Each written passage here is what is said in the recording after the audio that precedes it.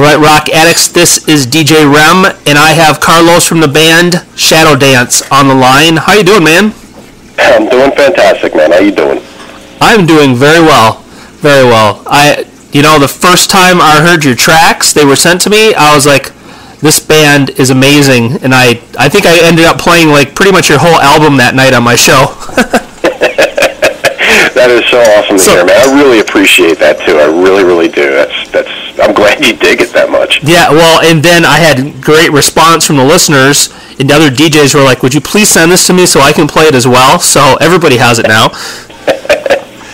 I love it. So, and I also have you in the 24/7 stream at the station, so we're doing our part to help spread the word for you guys. Dude, like I said, man, that's really appreciated, and it's just awesome to hear. Yep. I'm glad somebody's digging it that much. Yep, and I want to thank Jay from the street team, because he's the one that sent me the tracks, and so without him, I would not have heard about you guys. So, yep, long-time friend of mine. Yep. Great guy.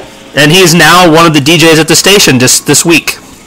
Oh, well, no shit. He was an addition to the station, so a great addition, I might add. So, the guy's like a freaking encyclopedia of metal, so yeah. That's awesome. A great addition. Okay, so let's start. If you can introduce yourself and the other members of the band that aren't with us and what everybody's spots are. Okay, well, I'm Carlos, and I'm like, I guess, the main guy. Shadowdance is my baby. It's my project.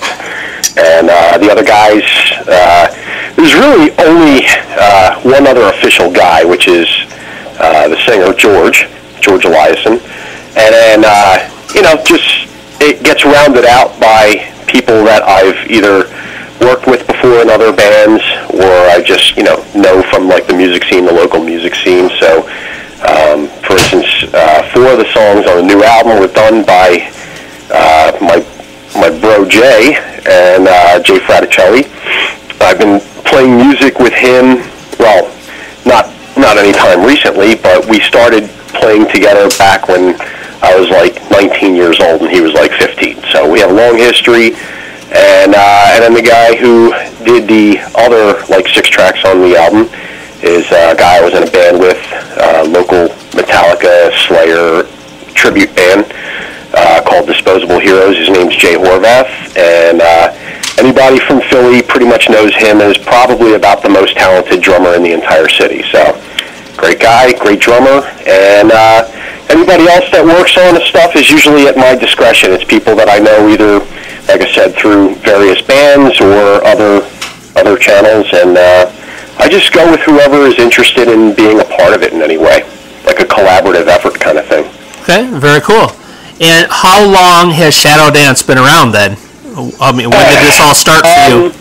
Yeah, I would say like the first inception of it pretty much was back in like 99 was when it pretty much, the idea for it came about, and had a handful of tunes, and I got in touch with my buddy Jay Fraticelli and said, hey, why don't we, flesh out some of these things we had been jamming on years ago and see if we can't do something with it. So that was pretty much the start of it.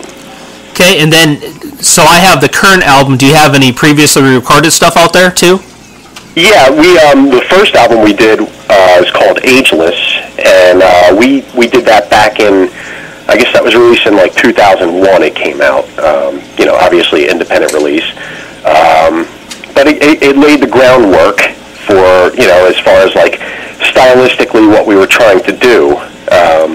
It's a pretty big combination of all the different influences that have, hit us at one point or another while we were growing up. Everything from 70s style music to whatever, Latin jazz, funk, black metal, power metal, all of it, and just tried to mix it up in a way that made sense to us. And yeah, that's pretty much it. I mean, the new album is kind of, it's kind of like focusing on one facet of what was presented on the first album. So that's pretty much why it kind of went into a bit darker of a direction, a little more aggressive.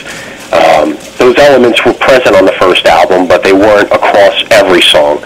So that's kind of the idea of it. Is the first album, I use that as the template and say, okay, well, let me focus on this particular aspect of it and try to write a bunch of tunes that reflect that mood or atmosphere. And for the next album, I may do something in a completely different direction, but if you listen to it in combination with the first album, it would make sense. Okay, very cool. So the current album is Future Negative Fantasy, correct? Yes. And where did you record this album at? Everywhere. I love it. Not kidding. I'm not kidding. The drums were done. The drums were done at Graphic Sound Studio in Ringo's, New Jersey.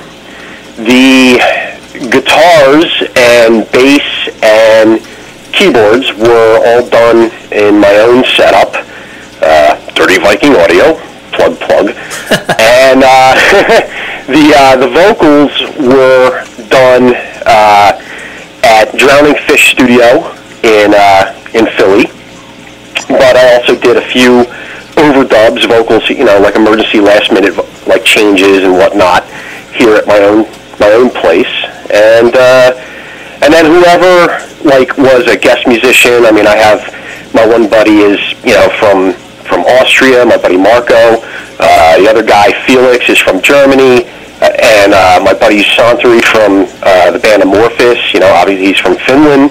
So all these guys contributed to it, but they all recorded in their own various studios and home studios and stuff like that. So everywhere.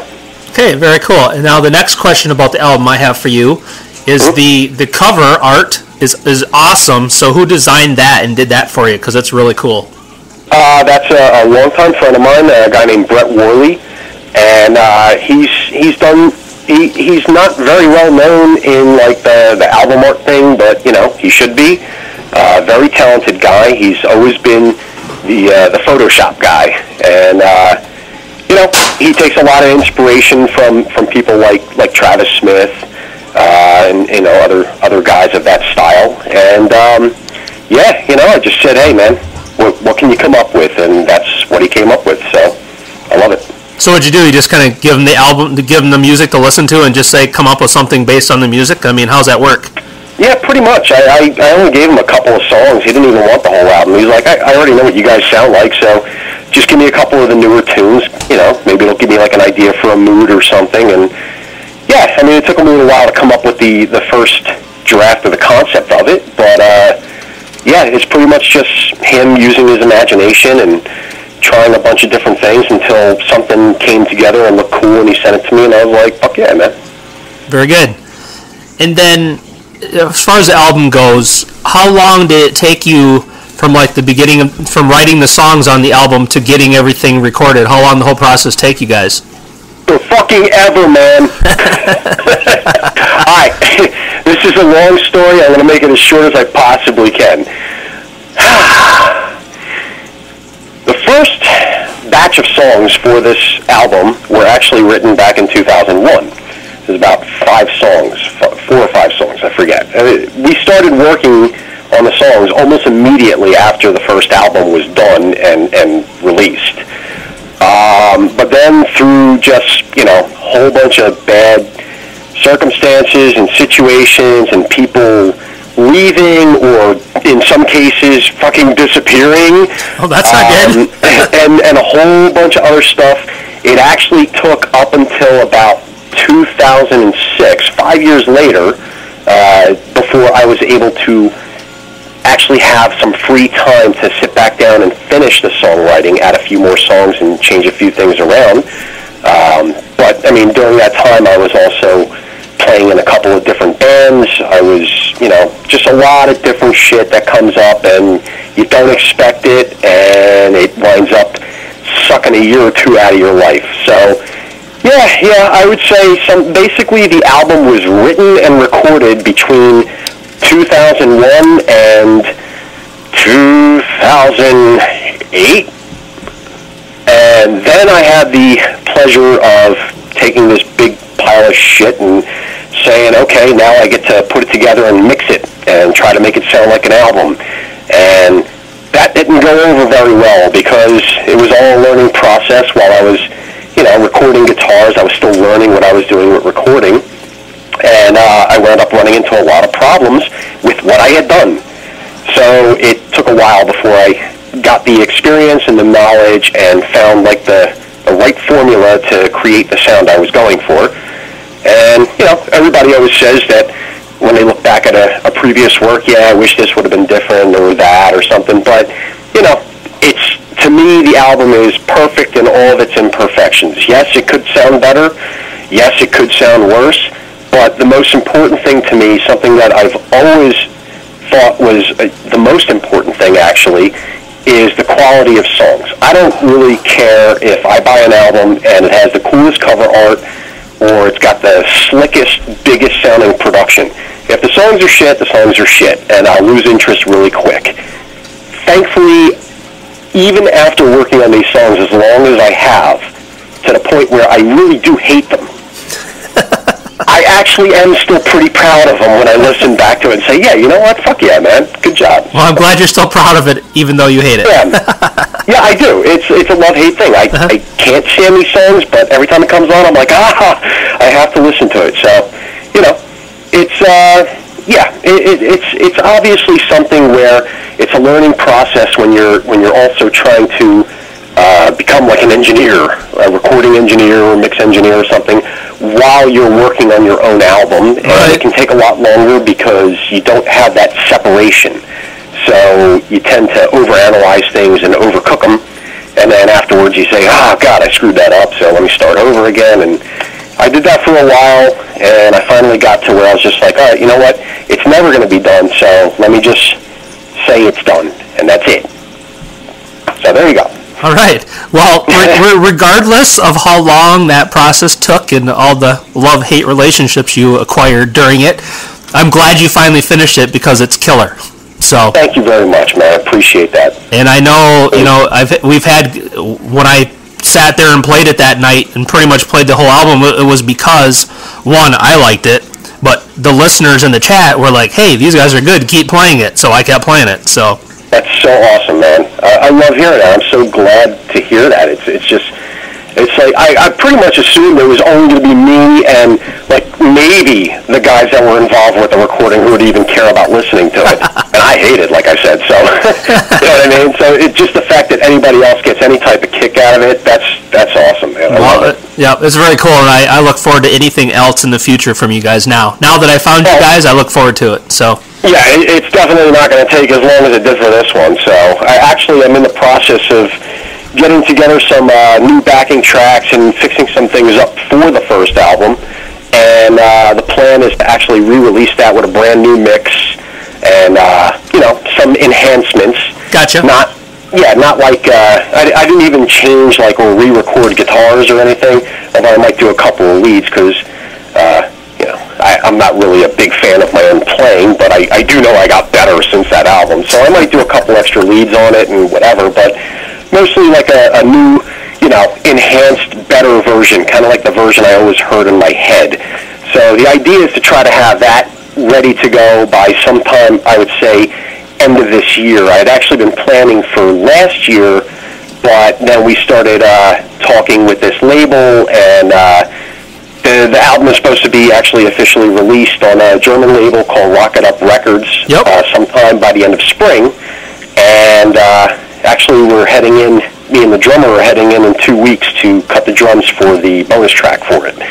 So, I got like some things laid out in front of me, and it's going to take up a bit of time, so unfortunately that keeps me from going back to work on the first album. But so far I've collected a bunch of fantastic like backing vocal tracks and additional lead tracks from a couple other guest musicians, and it's going to be awesome sounding. It really is, and I can't wait to get that one out to people as well, because only a few people that I know of have that, and they hold on to it like it's like some obscure little gem. I'm like, really? Get the fuck out of here, man. That album sucks the way it sounds. So it's going to be awesome. It's going to be awesome. Very good. I look forward to it, man. Cool. Does oh man, see, I just went brain dead. I had a question the whole time you were talking. I had this question in my brain that I was going to ask you, and now it's gone. Poof. Just fucking cut me off next time, man. I'll come back to it, especially when I'm drinking. So yeah, it'll come back, and if not, oh well. Okay. So, what kind of influences have you had in your life that got you into music in the first place and made you want to do this and continue to do this? I mean, honestly, it all kind of, I've always been into music. I've always been into rock and metal. I mean, I got, pictures of me when I'm like, between the ages of like 4 and 8, I went out as a different member of KISS for Halloween every year, and had like Judas Priest posters in my bedroom when, when I was a little kid and stuff. So I've always been into music, but the actual urge to say, all right, I'm going to go buy a guitar, I want to learn how to play guitar, that was probably, I would say, I think Halloween, the band Halloween, is probably the main reason why I ever did that. I can say my biggest influence on guitar would be the guy who started Halloween, Kai Hansen. And when I heard, Keeper to Seven Keys Part 2 back in 1988, I was like, all right, that's what I want to do. I want to get a guitar, and I want to be able to do that. And I've just been trying ever since. There are various influences since then, everything from death metal to, like I said, whatever strikes my fancy at the moment, classical music or whatever. I've always had actually strong background in classical. My uncle used to push that on me when I was a little kid too. So just being able to combine those different elements in a way that, as a fan of music, I hadn't really heard before, at least in my opinion. That's the fun of it. That's actually more fun than playing the guitar, to me, is the idea of writing and trying to create something that is pleasing to me, but also maybe something that I haven't heard yet, or just in a way that I haven't heard it. So that's always been the driving force behind me playing or writing or anything. All right, very cool. And I remember what I was going to ask you. Is there any plans to do like any live shows or anything like that? Not at the moment. No. Shadowdance used to be a live playing band. We used to hit all the local areas around here. We even did a small tour a handful of years ago for Crash Music, and it's cool. Playing live is definitely cool and stuff, but there was just way too many problems with people in the band, and this music is a bit demanding, so it's not always easy to find people that can play it properly, and I'm a bit of an asshole perfectionist with things, so I'll sit in a rehearsal room with somebody for 6 months before I go play a show until I feel that they're actually playing it correct, because I don't want to go out there and half-ass it either. Right, exactly. So, yeah, man, musicians are a very unreliable bunch sometimes, myself included. So that being the case, that was primarily the only way I was able to get this album done was, like I said, back in, 2006 or something like that. I just said, all right, I'm done with trying to push the whole, we're a band, let's take band pictures and, all that stuff and play a bunch of shows and blah, blah, blah. It was eating up too much time, like teaching new people how to play the songs, and then that guy would quit the month after he learned something. And that's always awesome. Yeah, fuck that. So I put it back to what it originally started as. Shadowdance originally started out, it was supposed to be a studio project. Gotcha. It was supposed to just be a collaborative effort between me and a few friends that I had jammed with for years, and just to write music, record it, and say, here it is. And it kind of grew a little bit bigger than I anticipated, but then I was happy when I was able to shrink it back down to what right. It's now. Yeah, I get that. Yeah. So, I mean, I'm not saying I would never do it. It would require certain people at the right time for the right reasons, because trying to coordinate, 5 different guys' schedules to go hit a rehearsal room and not have somebody wanting to kill somebody else or whatever, it's not always easy. And I just don't really have the interest to go through that at the moment. But if something cool were to come up, a legitimate reason, sure, why not? Okay, well, I guess we'll just keep an eye out for that and see what happens. Yeah, I'd be interested to see what happens with that myself. So how did you come up with the name Shadowdance for the band? That was, I stole that from a song, a German band called Theater of Tragedy. They had a song called The Tanz des Schatten, which I thought was kind of cool sounding, and The Dance of Shadows, and I was like, I always kind of like band names that are a little shorter and, pretty concise, one word, two word, old school. I can't get into all the bands with like 10 different words in their name anymore. It's annoying, Everybody's like an abbreviation or a friggin' acronym or whatever. Fuck that. So I heard that and I said, okay, Dance of Shadows, Dance of Shadows, Shadow Dance, Shadowdance. Okay, cool. The best part about the name is if you add an R at the end, you really turn one of the coolest sounding band names, in my opinion, into one of the gayest. Shadowdance ever. It's fantastic. You don't know how many times I've had to I've seen people write, oh, dude, so when Shadowdance you're playing? Never, dude. Right. It's a gay name. I don't even know who that is. Shadowdance. Or some people do it as 2 words, whatever. That's how I came up with the name. If only you could think ahead to what people were going to do to your name, right? Yeah. It wouldn't matter what I called the band. Somebody's going to fuck it up. So. Right. It's something to piss you off, for sure. Yeah, something, man. This is my life, and I accept that now, so every once in a while, even my buddies who know the band, I get people that actually, were in the band that still write me emails once in a while or something. Oh, Shadowdance, you're going. Dude, you're in the fucking band. What do you mean? So, yeah, my life. Oh, man. So, okay, where's a good place for people to find out more about Shadowdance? Social networks and such. Facebook page. I handle the Facebook page, and I make it a point, if somebody is going to take 10 seconds of their life to write me an email or to leave a comment, whatever, I always respond. Because if somebody takes me serious enough to do that and takes the music serious enough to do that, it's the least I can do. So, yeah, if anybody wants to find out anything about the band, I post regular updates, little news tidbits and stuff on the Facebook page, which is just Facebook Shadowdance.music. And, yeah, you want to find something out? It's on there.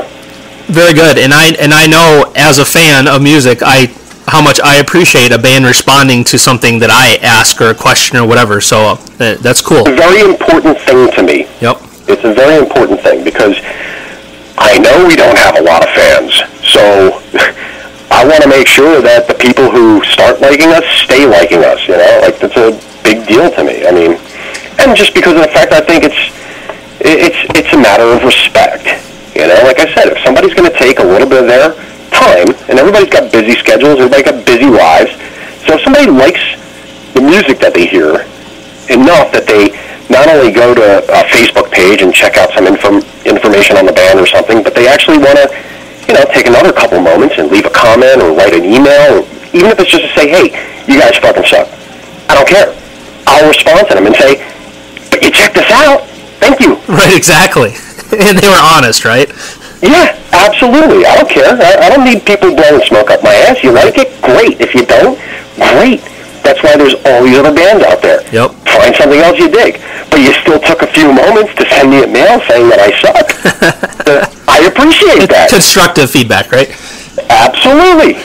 Maybe I do. I mean, I don't know. Just tell me why. If you're going to tell me I suck, tell me why. Right, no doubt. Okay, so Yes. this is a specific question for you. If I grabbed your iPod or your MP3 player or your record player, however you listen to music, what kind of stuff would I find you listening to right now? Right now, something that's really been just tearing up my CD player in the car for the last couple months, actually, is a band called Trail of Murder.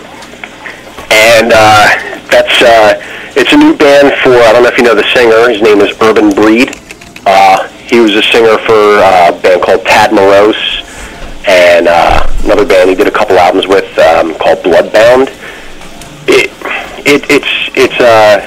It's just a straight up metal CD. Uh-huh. It almost has, on some of the songs it has almost kind of like a hard rock sensibility to it, but it's very metal. And in my opinion, I think he's probably one of the most underrated vocalists out there. He's one of those guys that, like, anybody who's kind of in the know with metal bands and metal singers and whatever, they know who he is. Even if they've never heard him, they kind of know the name. And yet somehow he's not mentioned on the same level as, like, a Russell Allen from Symphony X or a Jorn Landa, you know, or something like that. Right. And he should be, because this guy, if I could sing like somebody, I would want to sing like this guy. Okay, it's just an amazing voice, very powerful, like a young Dio, but you know, he's got his own thing going on. He doesn't sound like a Dio clone or anything, but it's got like that power to it. It's got that edge to it, and it's got that tone that makes you go, fuck yeah, man, I want to be a singer, you know. And then you realize you can't, because you're trying to sound like him, and you're like, no, wait, only a handful of people can actually do that. So right. Well, I'm definitely going to check him out, because yeah, absolutely. I can't recommend that album enough. The band's called Trail of Murder. The album is called Shades of Art, and yeah, it just came out actually. I think like 3 or 4 months ago or something like that. And it's an amazing album. So that's definitely been eating up my my car CD player. And yeah, what else? I just got the new Halloween, and I think these guys have had a brilliant second life to their career, kind of like Iron Maiden. yeah, definitely. Somehow Halloween, they went through all this bullshit and all these lineup changes, and for the last 10 years now, they've just consistently been putting out these amazing power metal albums, and every one of them is doing better and better. I just read something the other day where their new album has charted higher than anything else that they've done ever. And considering these guys were like, you know, they're the godfathers of power metal, and right. everybody, whether you like them or not, knows the names of the albums Keeper of the Seven Keys and stuff. So, you know, they're a pretty big frickin' band, and the fact that their new album just charted higher than they've ever had in their history, I think that's awesome.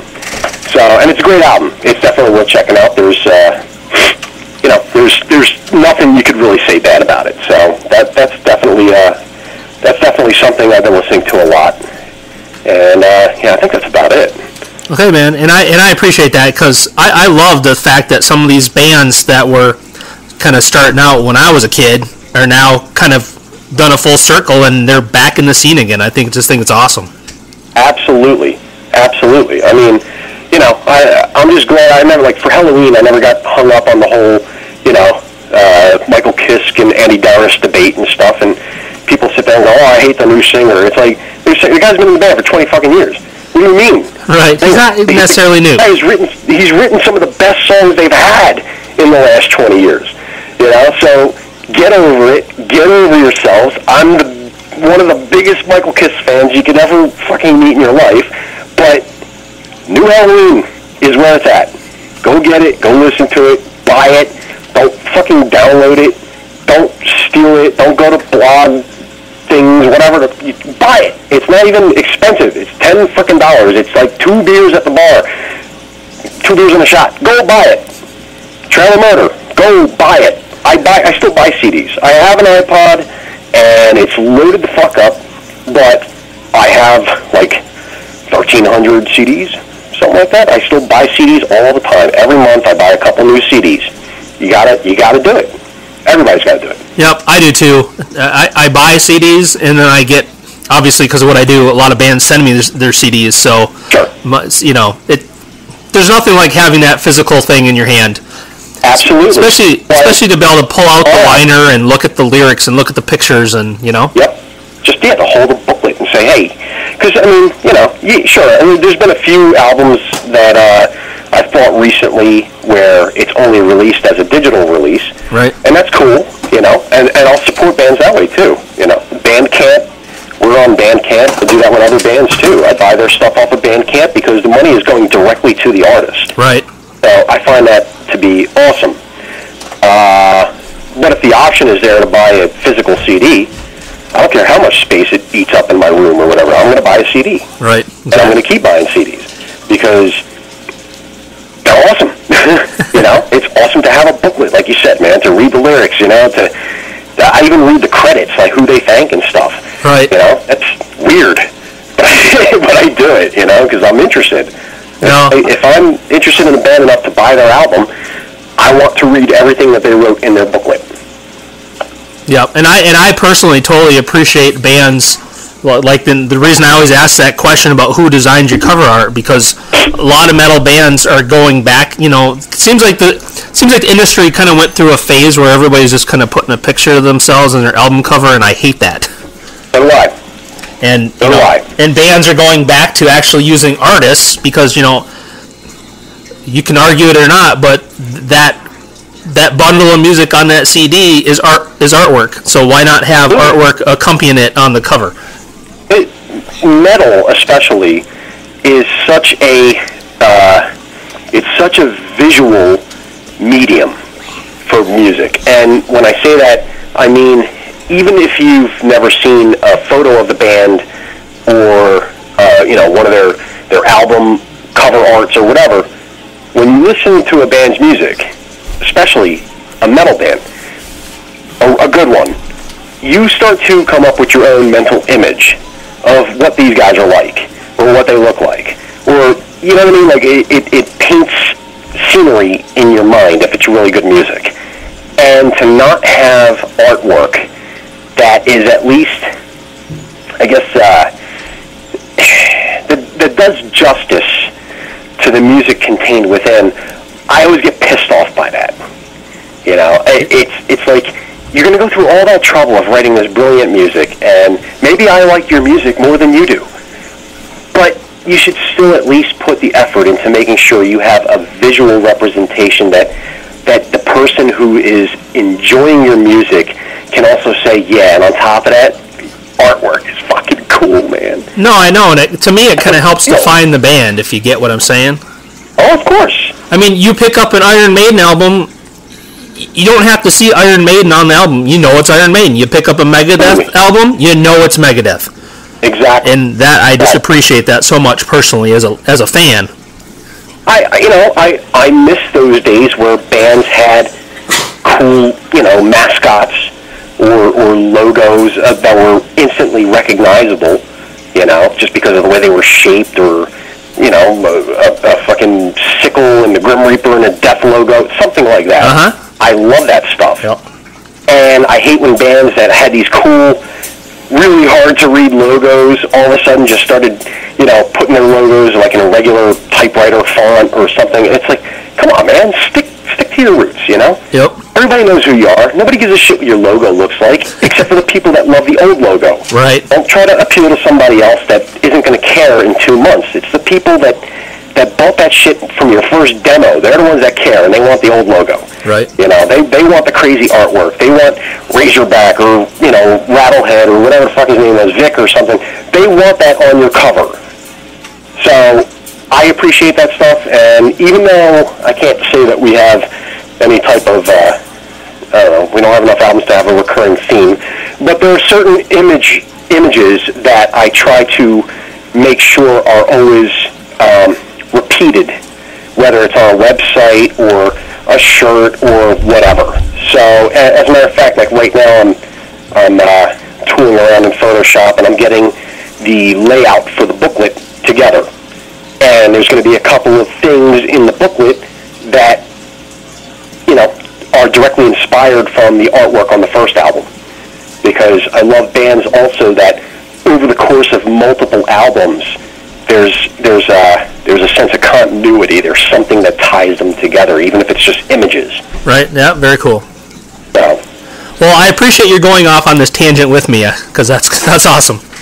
Dude, you gotta tell me to chill the fuck out, because I will keep going. No, it's okay. I appreciate it, because I am as adamant as you about this kind of thing. So it's awesome. No, I'm old school, dude. You know, this is important stuff to me. So. Yep.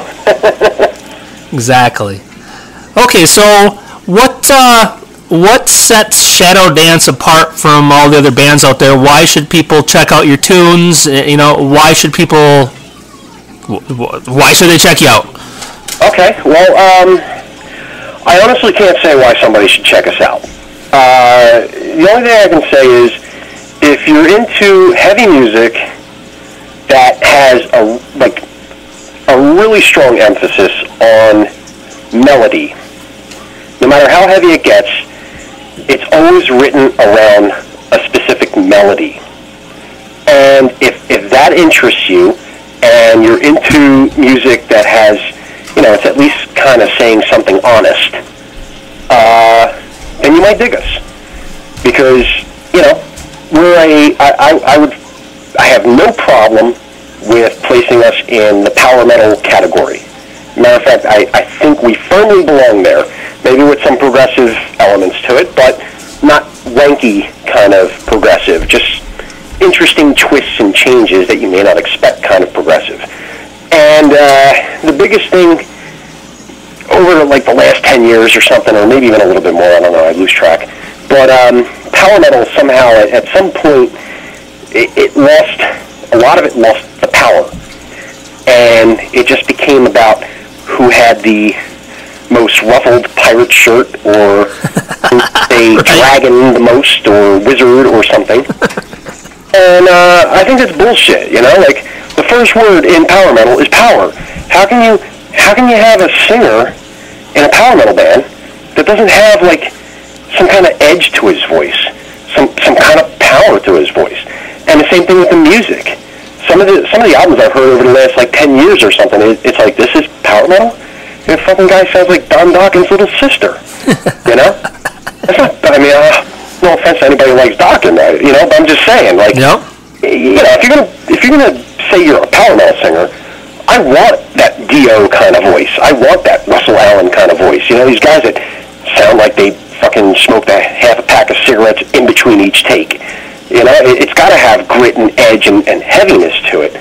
And so there you go. I don't even know what I was fucking saying. I lost track. No, that's. If you dig honest music with an edge to it, and you like power metal style, but you don't always want to hear about pirates and fairies and shit like that, then you might dig us.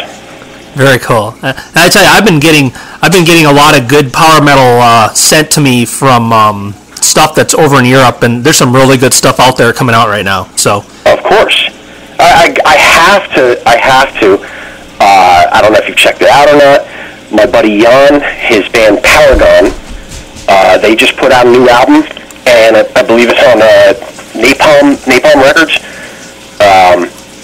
Pretty big label. They're from Germany, Hamburg, Germany, and they've been in the scene for a long time, and the new album is amazing. It's just, if you like traditional power metal, but not really power metal, but just kick your ass, drink some fucking beers and ride a Harley kind of metal, but with a lot of attitude, then you got to check out Paragon. They're awesome. Awesome band. And Jan has been a long-time friend of mine.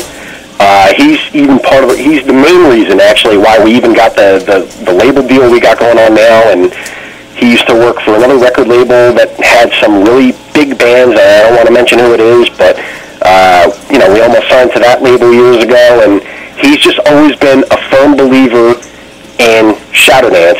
So I have to give a shout out for his band, because their new album just kicks ass. Yeah, and their new album is called Force of Destruction, and I know exactly which one you're talking about. Yep. Because I just checked, and because I get Napalm Records sends me all their bands. So okay. So I will. I'm gonna have to hit them up. Oh, absolutely. Definitely it's so worth it, man. They're just, like I said, dude. Take all the shit that's cool about the more imagine Accept, but with a huge shot of adrenaline, and mix that with some of the really cool moments of Manowar without the swords and all that kind of shit, and just make it just nasty and metal and aggressive, and that's Paragon. Yep. Yeah, I've actually played them. I got about 4 songs that have been hitting my show from them. So awesome band. Yep. Awesome band. Okay, so anything else that you want to talk about with Shadowdance? Anything that I haven't asked you want to make sure everybody that listens to this interview knows about you guys? I'm actually a lot more intelligent than I come across. I don't know, man. I really got nothing. Look, the fact is, the fact is you guys have been playing the music, and apparently people listening to your show are digging it, and that's it, man. That's all that matters to me. I'm so glad that there are people out there that appreciate, the effort and the time and everything that went into making this music. And all I can say is, next batch of tunes is not going to take as long to get out. So if you dig what you're hearing now, you're going to love the other shit that gets put out really soon. Okay, very good. Well, I'm going to continue to play you on my show. Like I said, you're in the 24/7 stream at the station, so I know people are hearing you. And yeah, I just want to thank you so much for taking the time to talk to me. I truly appreciate it. No, man, the pleasure is all mine. Seriously, I really mean that as sincere as I possibly can. Thank you so much, man. Really. Not a problem. I truly enjoy getting to talk to the bands that I love to play and that I love to listen to. So it's definitely cool. That's awesome. So I got one last thing. Man. What's that? Hit me up anytime. Yeah. Well, I'm gonna be watching for new stuff. You can guarantee that. Yep. There you go. On the Facebook page, I got news updates coming soon. Yep. So the last thing before I let you go is I would love a couple of radio tags from you, if you don't mind. Okay. So you can just say, this is Carlos from Shadowdance, and you're listening to RockAddictRadio.com. Carlos from Shadowdance, and you're listening to RockAddictRadio.com. Perfect. And then one more, where you can say all that same stuff, but throw in there that you're listening to DJ REM at Rock Addict Radio. Okay. Hey, this is Carlos from Shadowdance, and you're listening to DJ REM at RockAddictRadio.com. Okay, very cool, man. Totally appreciate it. No problem, man. My pleasure. The generic one I'll get sent to the other DJs so they can play it before your tracks, and then obviously I'll have the personalized one I'll play on my show. So awesome. Very good. Okay, well, thanks again. Tell the other core members of the band that I said hey, and thanks for making great music. Will do. All right. Absolutely will do, man. Thank you very much. Yeah, take care, Carlos. You too, buddy. Yep, bye. Bye-bye.